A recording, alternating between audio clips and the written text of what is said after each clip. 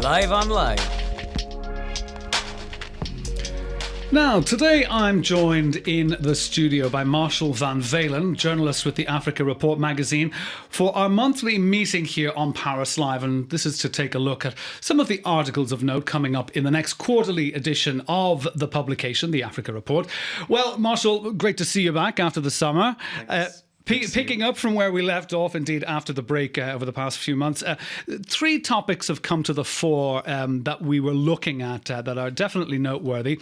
We have an exclusive interview with the Right Honourable President of Uganda, that is, of course, Yoweri Museveni. We have a very interesting piece on Botswana, which is called Unmasking Botswana. I mean, as we both know, and most of our listeners would know, Botswana has always been Africa's poster boy or poster child for good democracy and good governance. But behind the scenes, it's a very interesting picture that is painted behind the scenes in Botswana, especially since Ian Khama has stepped down as president from his 2-year tenure at the top post. And hopefully, if we get to it, because it's a big subject, because it's a big country, and that is Ethiopia, keeping it together.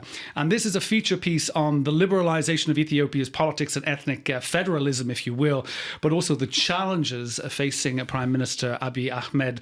As well, more ethnic groups are looking for autonomy. But first, Marshall, let's look at this interview with Yoweri Museveni. I'll just show it there to the cameras.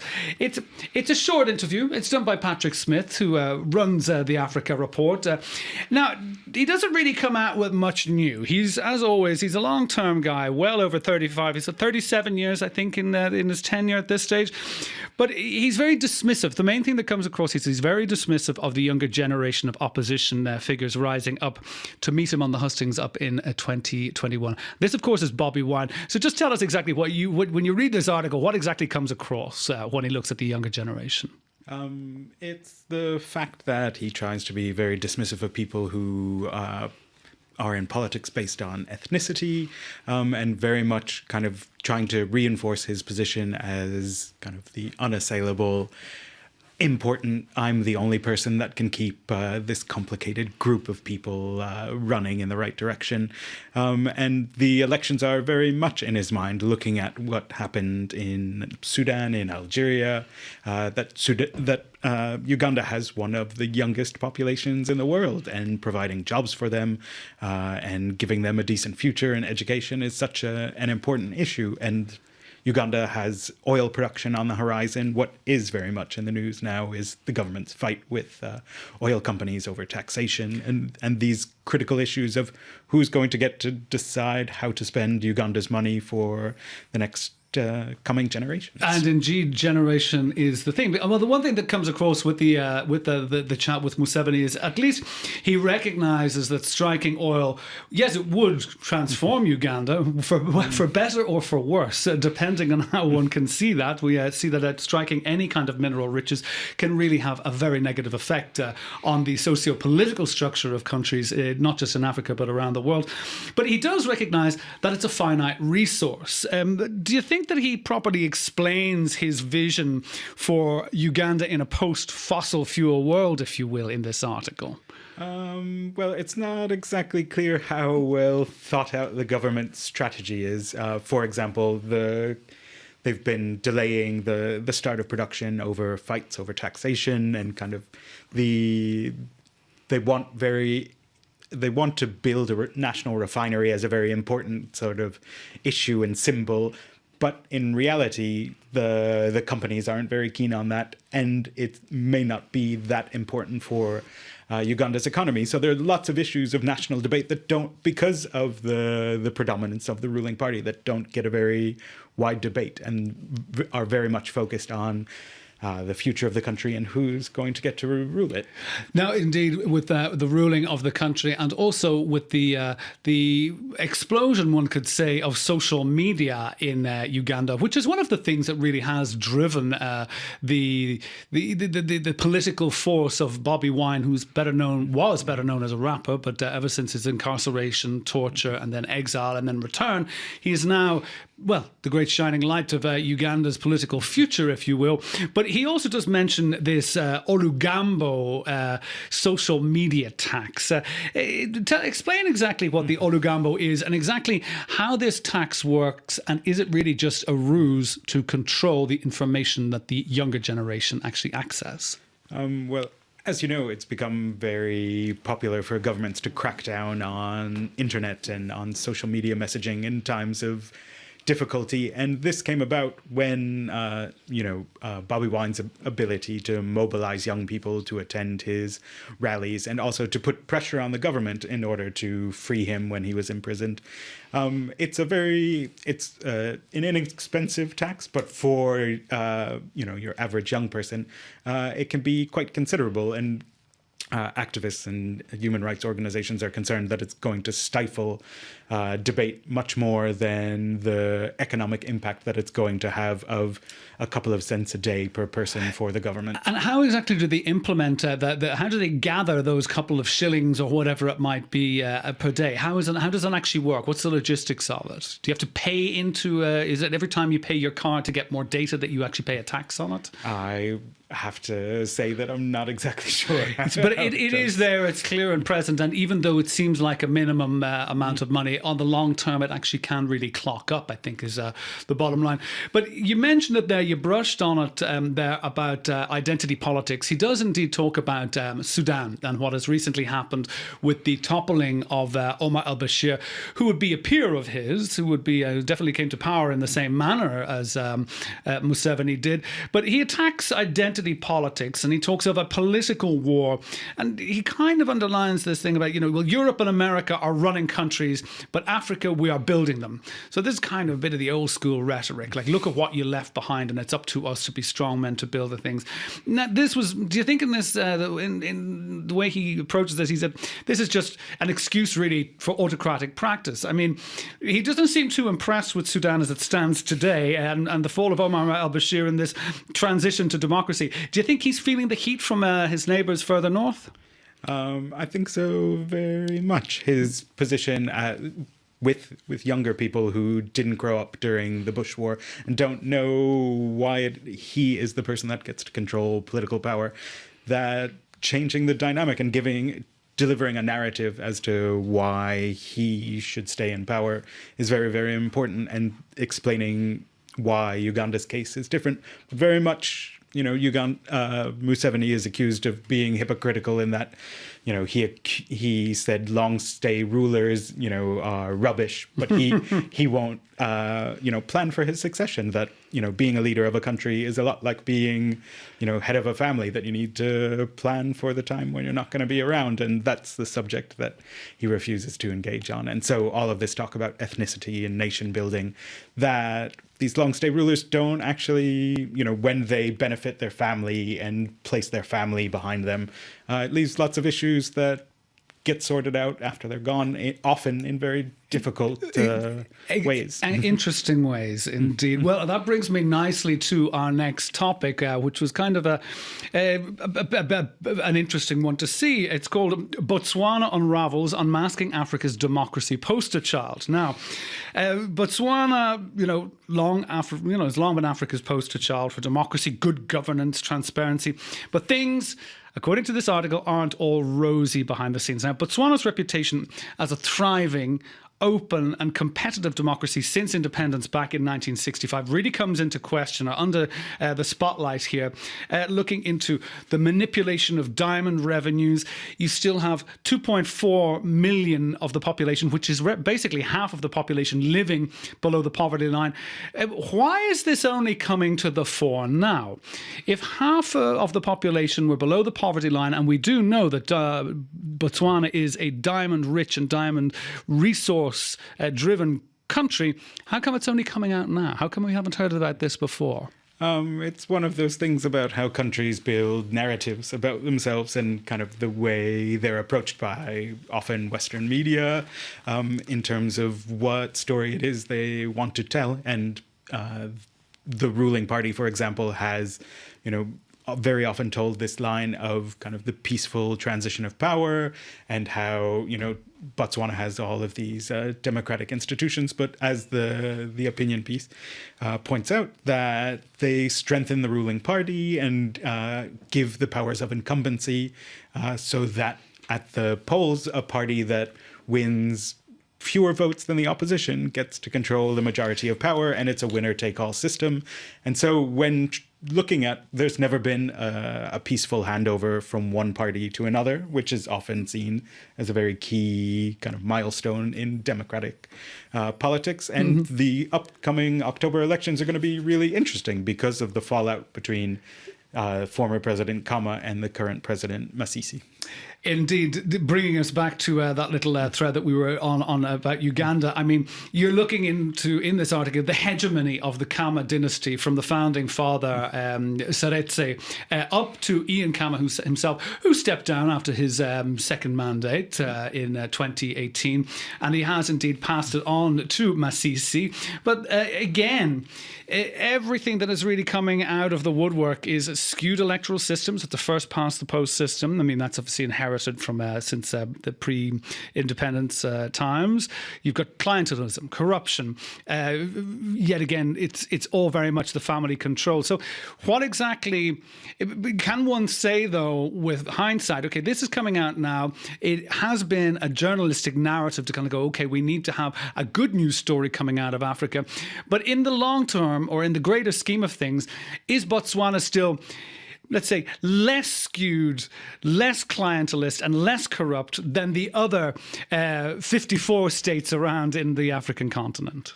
Well, yeah, when you're looking at things comparatively, that Botswana is able to punch above its weight and, for example, in dealing with De Beers, get them to set up kind of diamond processing networks locally. Getting a big multinational company to do what an African government wants to is, something that a lot of African countries struggle with.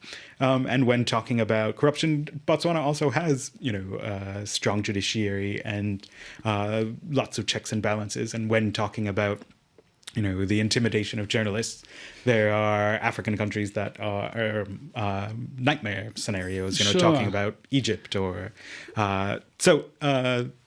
comparatively, it's still a very good student, but yeah, there's no country that doesn't have corruption. Well, with the rise of autocracy kind of being the flavor of the day in what were normally safe democratic states, Tanzania, for example, you can see it sliding towards autocracy under Magufuli, and indeed, as the tenure of Ian Kama is being scrutinized, it's looking also to Botswana, the beacon of democracy in southern Africa, as spiraling into autocracy, with journalists, as you rightly said, they're being intimidated, judges being threatened, and also the clearance of the San hunter-gatherer, the Bushmen, there from their traditional lands. Again, is it because of this intimidation, this subtle intimidation, that we're only finding out about it now that Ian Kama has gone, that we're able to actually find out what happened to the San? Or has it always been bubbling away? Tell me. I think it's a little bit of both, that Sure. It's bubbling away, and often, it's the local media that covers kind of the day-to-day intrigues of, San people being displaced or controversies about replacing the air fleet of the Air Force and things of that sort. But that, this issue of kind of post-power justice is a really important debate in Africa when looking at Gambia or even South Africa, which is also held up as having a very vibrant democracy, that holding people accountable once they're out of power. For example, under Kama, the intelligence services that he set up personally, people found that there was a lot of corruption and bad practices. And it's often only when someone comes out of power, and even when they're out of power, kind of all of these debates, even if you want to draw it out, to the United States, questions about accountability and how to deliver justice for bad behavior. Well, and exactly, it's always the fight against impunity. I mean, that's the bottom line everywhere in the world. I mean, that's the whole thing. Okay, well, we could go on. There are other questions that I had on Botswana, but I can't. We have to mention, one of the big powerhouses of Africa, indeed, is Ethiopia, and the article "Keeping It Together." We'll keep it brief, because if we get too deep into it, it's really an article that I would just say to our listeners to just open up and read. It really is a fascinating snapshot at, how does the current administration keep it together? So Keeping It Together, feature piece on the liberalization of Ethiopia's politics.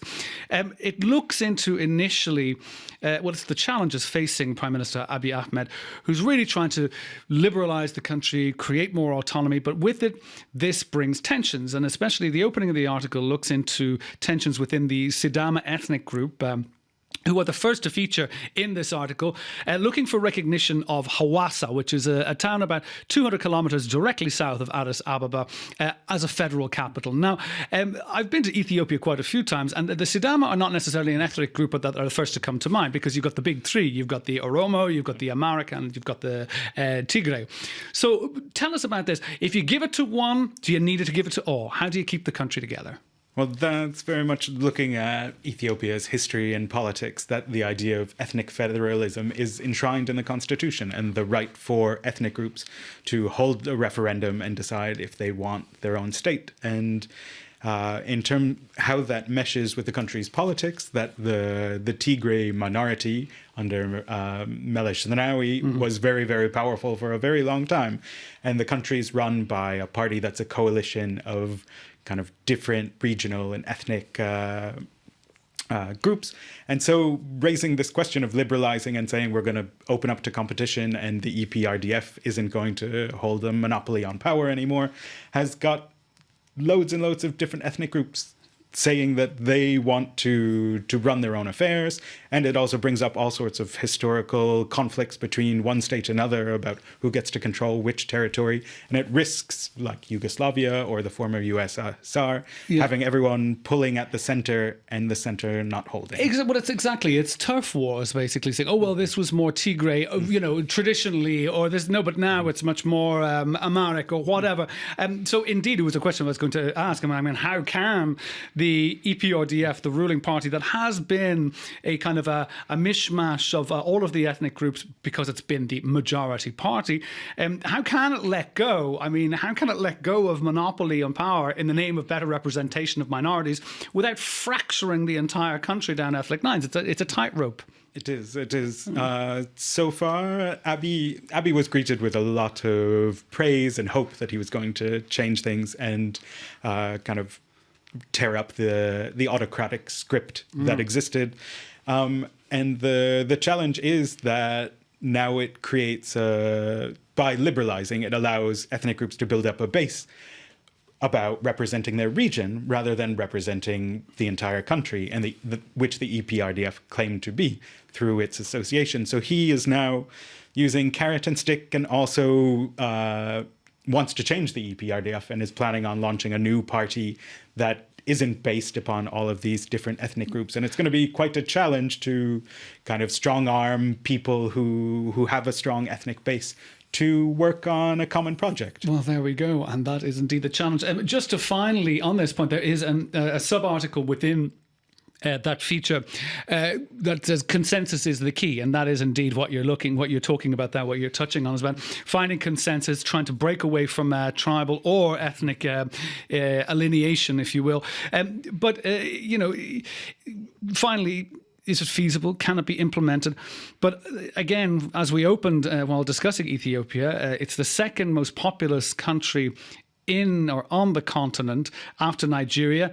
In your opinion, or with the people that you've spoken to within the Africa Report, and of course within the wider cache of experts that you bump into on a regular basis, might more political autonomy for certain federal states also lead to different legal systems too, like indeed Sharia in Nigeria, which Sharia law is observed in 12 of Nigeria's 36 states. Are they looking anyway along those lines? Well, it's very much currently the government's looking at the different levels in terms of economic autonomy. It's something that seems to make a lot of sense, and there are a lot of these regional governments trying to attract more investment and pull their own weight.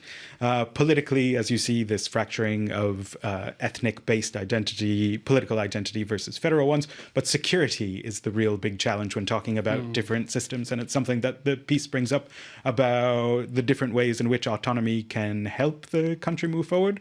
But right now, kind of all of the leaders in the states have basically their own militias, and on that sort of level, balancing the different needs and, carrot and stick of reforming the security services, but giving more economic autonomy. It's a very difficult tightrope to walk in terms of balancing, giving people something that they can look forward to while taking something away. And yet again, if the project goes well, it could be a great success story. And the best of luck to everyone involved. And indeed, my thanks to Marshall Van Valen from the Africa Report for joining me today.